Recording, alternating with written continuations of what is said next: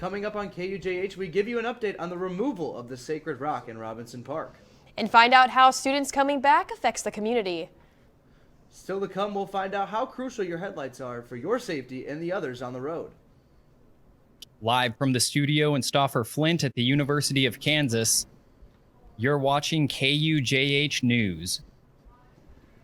Welcome to KUJH News. I'm Jackson Reed. And I'm Claire Decatur. Claire, it's a new semester. It's the new team, bunch of new vibes. How you feeling? I mean, I'm honestly pretty excited for what's coming up. Claire, earlier this week marked the 22nd anniversary of the tragic events that took place on September 11th, 2001. Manhattan, Kansas joined many around the nation A lot of kids weren't even born there. The Manhattan community wants to ensure we don't forget those who tragically lost their lives and those who gave the ultimate sacrifice to try and save others. A lot of kids weren't even born there. And so if you don't have these type of events, they won't know the history of what actually happened on that day. And this is one of those events that we don't want anyone to ever forget. I think it's important that we remember it through our actions and that we take the time to pause annually, but every day, to use it as an opportunity to do something good. Representatives for Manhattan will also add that they will continue having the event as long as there's people to remember 9/11. Claire, crazy occurrences happen all the time, but this one has topped my list. On 9/11, in New York City, there was not one rainbow, but there were two rainbows. Proof that you can change anything from a negative and make it into a positive. Oh, of course. Speaking of rainbows, Ashton, is there any chance we're going to see any rainbows this coming week? Right now we are taking a live look outside at KU. This is a glance at Lawrence's campus here in KU. We have tons of blue skies right now. As you can see, some of the trees are still hanging on to that green. And this is a glance at our satellite and radar. We are staying clear here in Lawrence. We have some action to the northwest of us right now and then some action down south as well. But for the next couple of days, we are going to be seeing a lot of sunshine. If you have allergies, it may be a good idea to get into that routine of taking that allergy pill again because allergies are on the rise this week. Trees, mold, and grass pollen are all up there in medium, later in the week jumping up to high, so it would be a good idea to jump into that routine. Temperatures right now are in the 70s here in Lawrence, a little bit warmer to the south of us, sitting at 75 there in Ottawa. And as the day goes on, our class planner will show us that our temperatures are jumping up into the 80s for today. So it will be much warmer than we have been experiencing with those nice cool 70s. And today's high is going to be at 84 degrees, lots of sunshine. So make sure you are drinking plenty of water. But as the evening goes on, we are going to dip back into those 50s for this evening. 52 for our low. We have a nice southeast wind coming out at 5 miles per hour this evening. And then those cooler temperatures are going to carry with us into tomorrow morning as well. This is a glance at our future forecast for us. We can see that we have Hurricane Lee out here coming up the east coast this week, heading towards Massachusetts right now. But here locally in Lawrence, we have this line of storms that are going to start to appear later into the week, and then that's giving us a 20% chance of rain throughout the week. So this is a glance at our 7-day extended forecast for us. We have sunny conditions for tomorrow, and then for the next couple of days, those sunshines are going to carry with us 20% there on Saturday, and then our next chance of rain that we'll be tracking is there on Tuesday at 30% chance of rain. Lows are in the 50s, highs are back into those 80s, a little bit warmer this week than we were last week, guys. Wow, thanks, Ashton. I am so excited to see the weather cooling down after a really brutal summer. Just last month, a heat wave in Kansas set record high temperatures in Lawrence. The temperature reached up to 134 degrees. To make accommodations, Lawrence High pushed back outdoor sports practices to evening hours. Some days started practices at 8 p.m. We had a couple kids get close to heat exhaustion, but we were able to just pull them out, sit them down, let them cool off, and I just let them rest the rest of the game. There's no sense in pushing that with anyone. Though temperatures are no longer 100, Coach Campardo prioritizes health and the well-being of student athletes now that the temperatures are starting to lower. Always good to get insight on the high school level of the Lawrence community, but for the college level, however, a record-breaking freshman class as well as Lawrence students being back in Lawrence has caused a little bit of a culture change here on the Hill. School started at the University of Kansas, which means Lawrence just got a whole lot busier. For 2 months out of the year, Lawrence loses their college students for the summer. According to Population U, around 20% of Lawrence's population is 20 to 24 years old. Grace Jones has lived in Lawrence for 13 years and says it's easier to get around Lawrence when students aren't in school. It definitely is a little bit more quiet and not as many people are on Mass Street, but you see the locals coming out. All the locals who normally are living here throughout the year, you just are more aware of them as they're out and about. Logie's is a local and college bar on Massachusetts Street. Server Sophia Luna says not only is the atmosphere different over the summer, but her amount of tips is too.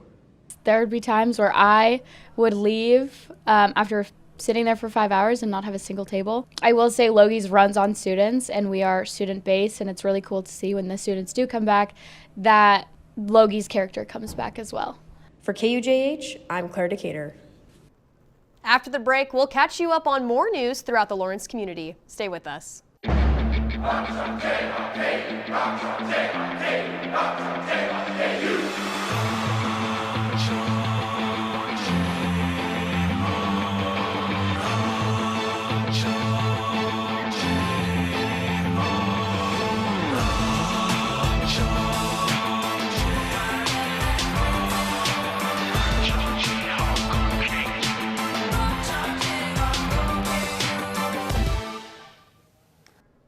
Welcome back to KUJH. A Mass Street Museum has opened a new exhibit. We'll take you inside to find out more.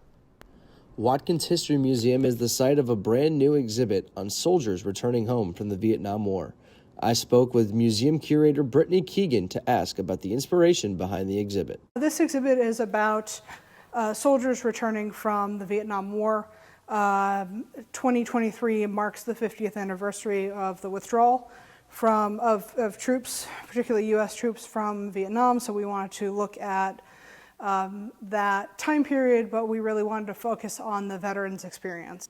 Artifacts from veterans are littered all throughout the exhibit, as the true meaning of the exhibit is to tell the story of the veterans that have served. It is very emotional because it is a lot of people's firsthand accounts. There are passages from books people have written. There is poetry from veterans who have used that form to kind of process their experience.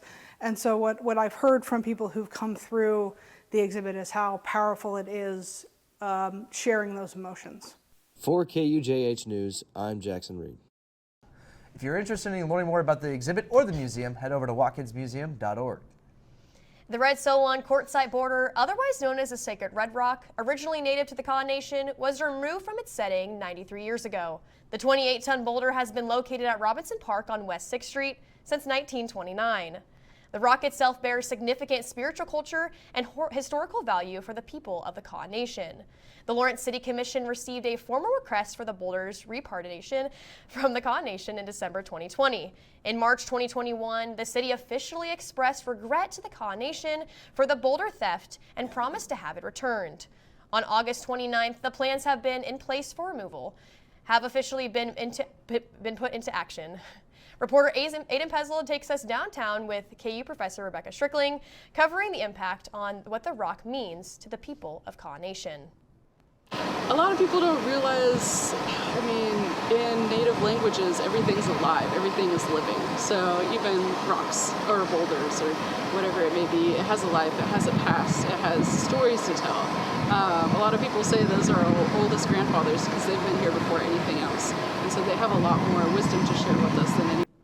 The rock will be brought to its rightful place, Council Grove, where Kaw Nation will be able to take good care of it and to embrace its spiritual, cultural, and historical value. As of now, Robinson Park is being remodeled and cleaned as workers begin disassembling the base and removing the smaller rocks. The city of Lawrence looks to close down and revamp Robinson Park to start its own historical landmark. According to city officials, all remnants of the rock have been removed and returned to the Kaw Nation. Since the removal of the rock and because of the water line project, Robinson Park has remained closed. KUH reporter Abby Lord is live at Robinson Park. Abby, what can you tell us?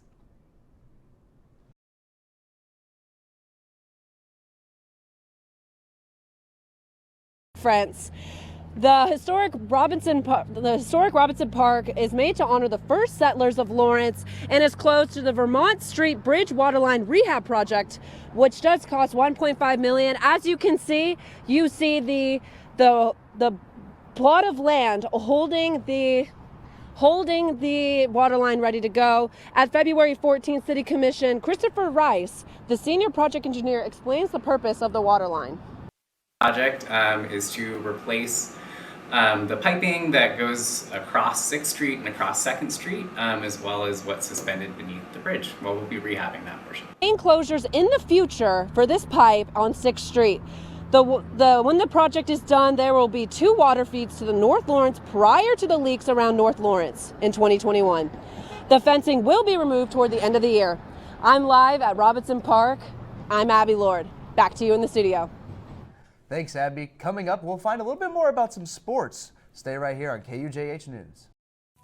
From adversity, we rose. We made history and became pioneers, voyagers, champions, Jayhawks. And when our chant rises, haunting and hallowed, Jayhawks are telling the world what's near. Victory. Welcome back to KUJH. I'm Aiden Pezzle. As we get deeper into the fall semester, the KU football and soccer seasons are heating up. We will cover all of that and more today on KUJH Sports. KU football is off to a 2-0 start this season with dominant wins over Missouri State and the University of Illinois. The Jayhawks crushed Missouri State 48-17 in Week 1 before hosting Illinois this past weekend. The offense started off with a 14-0 lead at the end of the first, and Jalen Daniels' injured back looks like a thing of the past as he threw for both first quarter touchdowns in his first game of action this season. After rushing touchdowns by Daniel Highshaw and Devin Neal, KU found itself up 28-7 at half. Although the second half didn't go exactly as planned as the Hawks turned the ball over 3 times and didn't score a touchdown. But an interception by defensive back Mello Dotson sealed the 34-23 win. The Jayhawk football team looks to continue their win streak, and this Saturday they will travel to Reno to take on the 0-2 University of Nevada Wolfpack. KU soccer got off to a fast start this season, and the Jayhawks remain undefeated for 7 matches, knotting 3 wins and 4 ties. Forwards Haley Clanky and Lexi Watts lead the team with a combined 6 goals, 37 shots, and 20 total points. KU did suffer their first loss of the season over the weekend in Pullman, Washington, to 15th-ranked Washington State in a 1-0 defensive battle. The Jayhawks play 3 road games against Oklahoma, Oklahoma State, and Central Florida before coming back home on September 28th to play Baylor. Ever since she was 4 years old, Eudora High School student Joellen Vogt has been playing golf. Now, in her senior season, Vogt is looking to lead her team to the state championship for the first time in school history. Reporter Jack Denenbaum has more on the story. Jack? Every time she swings her golf club, Eudora High School's Joellen Vogt seems to make school history. But as she tees off her senior season, Vogt only has one thing on her mind. I'm looking forward to state this year. Our goal is to take the team to state, and I'd really like to see it happen. For the last 3 years, and for as long as Eudora High School has had a girls golf program, Vogt has represented the team at the state championship meet. Vogt has placed 20th, 6th, and 8th at the event the last 3 years. Vogt says it is a surreal feeling for all of her accomplishments to go down in the school history books. I mean, it's awesome. Like, we got the program started first year, and we have someone go to state and medal. Like, it's incredible. Vogt started playing golf at the age of 4. Her father built a small golf course for her to practice on in their backyard. As she continued to build her game, Vogt started taking lessons from former professional golfers Jeff Bury and Tom Watson. When she reached middle school, the high school golf program was just starting up after it had failed to come together multiple times. Vogt attended school board meetings to learn more about the program. While she may not have known it at the time, head golf coach Susan DeVoe said Vogt's presence at those meetings really helped the golf program get off the ground. I thought that was great because that showed interest in the middle school level, so that meant that it wasn't going to be just a high school interest level, that coming from the middle school, that's sustainable. If we didn't have anybody else coming up, just the people who were here would probably fizzle out. Now, with Vogt in charge and 11 members on the team, DeVoe says there's a good chance the team can make it to state for the first time in school history. After she wraps up her senior season, Vogt plans to take her golf career to the college level and hopes to maybe go professional someday. Vogt and the Cardinals golf team continue their season Wednesday when they travel to Spring Hill. I'm Jack Dennebeim, reporting for KUJH News. And that's going to wrap it up for sports this week. Coming up next, we will give you an insight on why KU students believe parking on campus is harder than ever before. We will be right back after the break. Where you go to college makes a statement about you. This place will become a part of you, your identity for life.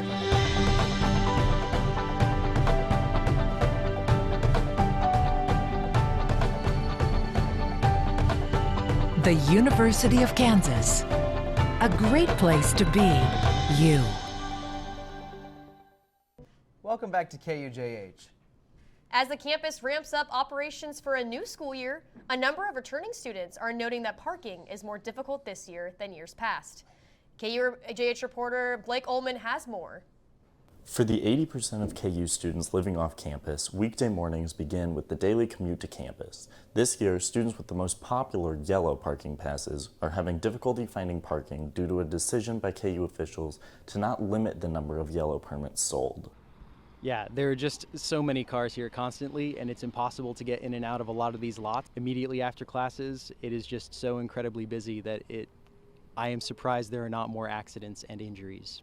Talking with students who parked behind me in lot 90, a lot of them have expressed frustration with how overcrowded the parking lot is. Some saying that it takes them 10, sometimes 15 minutes to find a parking spot if they can find one at all, and many talking about how they've had experiences this semester being late to class. Inside KU's parking office, parking employees are working to free up more parking for students, but they're also encouraging students to take advantage of other lots around campus. We did sell more parking permits than last year. The number of permits is up about 575 after the first 2 weeks of school. Parking in the first week of school was horrible for everybody. On the fly, we identified 2 sections of staff parking that were being underutilized, and we changed a total of 120 parking spaces over from red or blue to yellow parking. Despite the decision to sell more parking permits this year, DeVries wants to stress that there are enough parking spots to accommodate everyone with a permit. I'm Blake Ullman for KUJH News. Thank you, Blake. For more information on KU parking and transit, head to parking.ku.edu. If you've ever had a headlight or a taillight go out, you know the financial burden of getting it fixed. But now in Lawrence, you might not have to break the bank to turn your car's lights back on. KUJH reporter Dylan Vanderveen has more. A headlight going out can turn expensive fast, leading many people to buy less than adequate lights or not get them fixed at all. However, not getting your lights fixed causes serious danger for not only you, but the other drivers who can't see you coming. To show you the difference, here's me on a Kansas road when the lights are on. When the lights are turned off, it can turn driving into disaster. But in some cities, there's now a company helping people stay safe. Lights On, a program that allows drivers who get pulled over by law enforcement for a faulty light to get it fixed for free instead of a ticket. You know, there are usually a lot of lower income people that are coming in, and so that's money they don't have to take out of their other budget to keep their lights going, keep it going, and also don't have to pay a fine. Here's how it works. If you're driving in Lawrence and an officer pulls you over for a broken light, instead of receiving a ticket, they hand you a voucher that you can take to any participating auto shop and get it fixed for no charge at all.